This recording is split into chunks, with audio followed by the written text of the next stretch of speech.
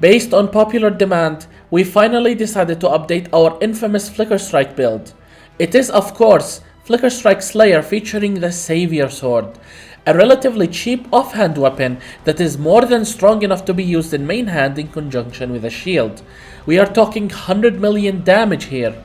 And damage isn't the only thing going for this build, as we are ridiculously tanky featuring max spell and attack block, spell suppression, 13 endurance charges, and high chaos resistance. All of this results in 800,000 plus effective life pool, which you can find in the BOB link down in the description. This build can go anywhere it pleases, and makes a short work of any uber boss. Just to be clear, this isn't a budget build. It does, however, provide multi-mirror performance for a realistic investment. Alright, let's stop wasting time and get this build guide started. We are still a Slayer. Thankfully, the Ascendancy wasn't nerfed this patch for some reason. Anyway, first we begin with impact. This node grants us up to 15% more melee damage to enemies based on proximity. In the context of this build, we get the maximum bonus all the time. The node also provides a decent amount of accuracy and melee strike range, and assuming you level with something like Cleave or Cyclone, then you will be benefiting from the extra area of effect provided by this node. Anyway, next we have Overwhelm. This node sets the base crit chance of your main weapon to 8%. The Saviour base crit chance is as low as it gets, hence we get about 30% more damage from this node.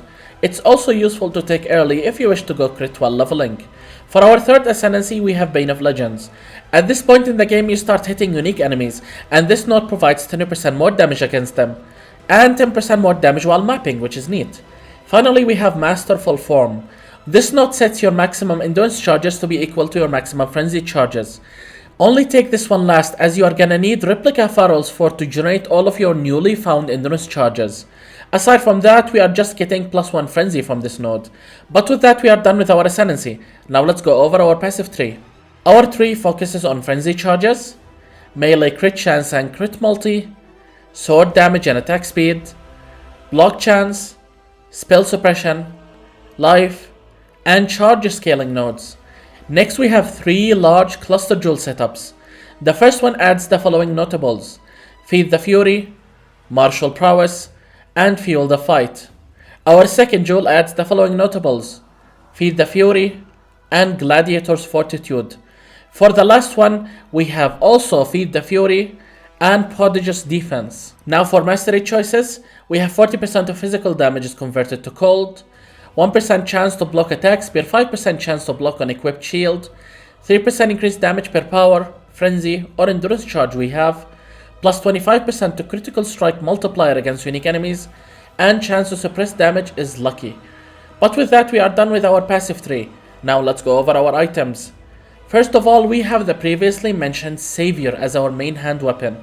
Aside from its decent base damage, this powerful sword creates 2 Mirage Warriors of you when you crit an enemy, each dealing half of your total damage. This is effectively double damage, and you get improved clearing speed as your Mirage Warriors handles monsters for you. It should be noted that Mirage Warriors do not need to consume frenzy charges to use Flicker Strike.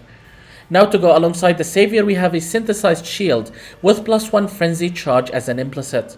We spammed Reforged Life Harvest Craft on this until we hit both high tier of block chance alongside life. Then we locked the prefixes and used Veiled Orb to add double damage, and multi-modded into attack speed and cold damage gained as chaos. This is best in slot and pretty easy to craft manually. Our next item is Replica Pharaohs for with Intelligence per Quality Enchant. This chest generates your maximum number of Frenzy and Endurance charges while you have Aspect of the Cat. It also removes Aspect of the Cat Reservation. That's in addition to providing a decent amount of life and defenses. So how do we get Aspect of the Cat? Our rare helm has that crafted on it. We rolled the helm with Reforged Chaos until we had Chaos Resistance alongside another useful resistance mod. Then we deterministically added Aspect of the Cat via Beast Crafting. Then we exalted the prefixes for life. For Eldritch Implicits, you are looking for Cold Penetration and reduced mana cost of attacks. Our next item is Darkrai Vector's Unique Boots. We are purely using this for its +1 maximum frenzy charge. It is possible to replace this with a mirror tier boots that has Tailwind and Elusive, but honestly it's not really worth the trouble. But anyway, another place where we can get frenzy charges is on our gloves. Here we have used an Awakener's Orb to combine the +1 frenzy charge mod with strike skills target to additional enemies. Then we crafted physical damage converted to cold, and these are your mandatory mods. You can corrupt your gloves and hit another frenzy charge as an implicit like what I've done over here. Although that's honestly just dumb luck and not even part of this build. But hey, extra frenzy charge. Anyway, our next item is the Yoke of Suffering. This amulet causes enemies to take 10% increased damage per element on them. It also causes all damage to shock, which is a lot of damage. This amulet is best in slot damage wise, and it comes with resistances as well. Unfortunately, we don't get any life from it. Anyway, don't forget to anoint your amulet with Frantic, as it is the last frenzy charge that we couldn't afford to manually allocate on the passive tree. Next for our belt, you can use any rare belt with life and resistances and you should be fine. But if you have currency and you want to use Mageblood, then you can do what I'm doing over here. Although it should be known that Mageblood is completely optional, as we are only using it for the extra movement speed and crit chance. None of these things are mandatory. But finally, for our ring, you should really try to get a ring with +1 frenzy charge implicit. These are not cheap, but every league you will find a bunch of these listed for sale or for mirror service if you are rich enough. Your ring doesn't need to be as good as mine, just make sure to have the frenzy charge, life, and added cold damage per frenzy essence mod. To save currency, instead of getting 2 of these rings, just copy the first one with Calandra's touch. But with that we are done with our items. Now let's talk about our gems.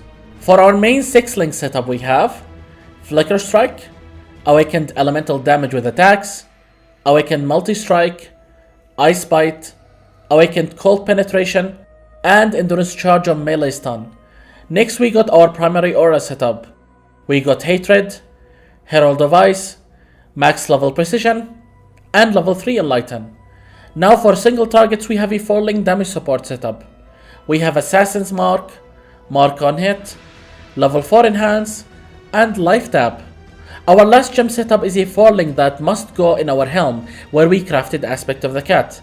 Here we have Less Duration, Swift Affliction, Leap Slam, and Portal.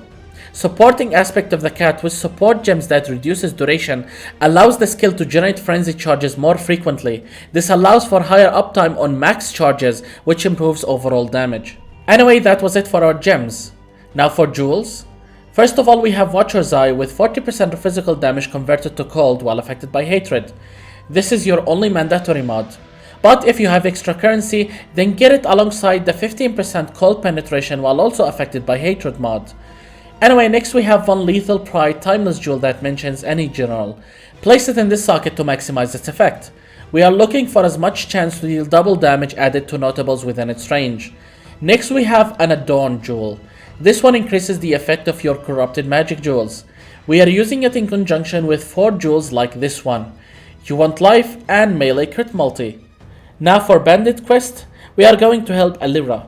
As for Pantheons, we got the Soul of the Brine King and the Soul of Grothcole. But with that we are done with our best Flicker Strike build of all time. If you guys have enjoyed this video, then feel free to leave a like and maybe consider subscribing so you don't miss out on any future build guide like this one. My name is Phoenix and I will see you all in the next video.